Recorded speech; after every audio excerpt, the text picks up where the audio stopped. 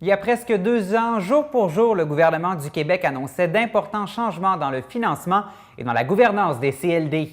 À l'île d'Orléans, après une année de transition en 2015, la MRC a repris en main la gestion des services. Le CLD continue d'exister à la MRC avec le département Développement économique. On fait le point sur les services offerts avec Julie Goudreau. C'est la MRC qui a rapatrié le rôle de développement économique sur son territoire. Avant, justement, c'était avec le CLD de l'île d'Orléans, le Centre local de développement. Puis maintenant, c'est la MRC qui gère le service. Et d'ailleurs, vous avez donc encore beaucoup de services, un peu comme avant. Il y a 2 volets. Il y a une aide technique, une aide financière. Si on y va dans l'aide technique, qu'est-ce que vous offrez aux entrepreneurs? Bien, en fait, nous, on se veut un guichet multiservice à l'entrepreneuriat. En fait, tout ce qui est demande de renseignement, on veut être la porte d'entrée pour tout ce qui est demande d'accompagnement ou de référencement.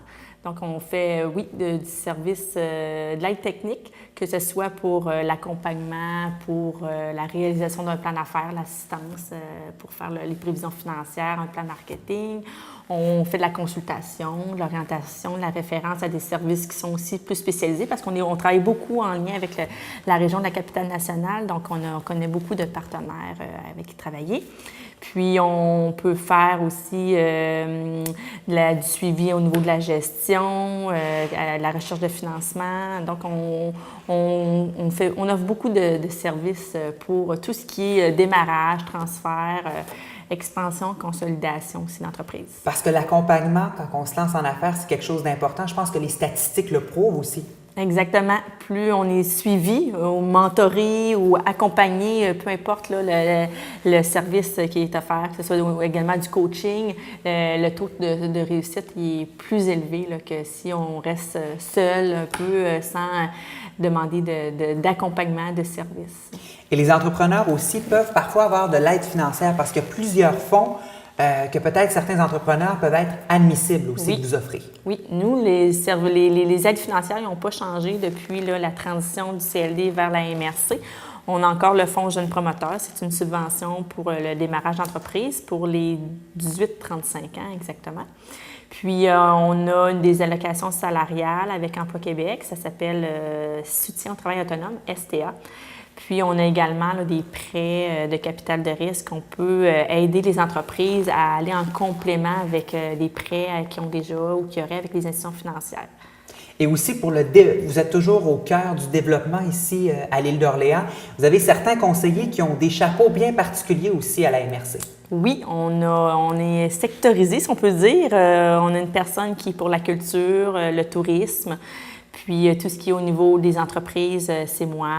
Tout ce qui est avec l'agriculture, l'agroalimentaire, on est vraiment par secteur d'activité qui sont priorisés sur le territoire de l'île d'Orléans. Et les gens donc peuvent venir consulter ces gens-là, évidemment, pour avoir de l'aide pour leur projet. Et vous avez aussi une certification quand même assez intéressante, certifiée l'île d'Orléans, et c'est également l'ancien CLD, si on veut, la MRC, qui gère cette certification-là. Oui, c'était un comité qui était à part, qui maintenant est englobé dans les services de la MRC. C'est la marque de certification Savoir-faire Île d'Orléans.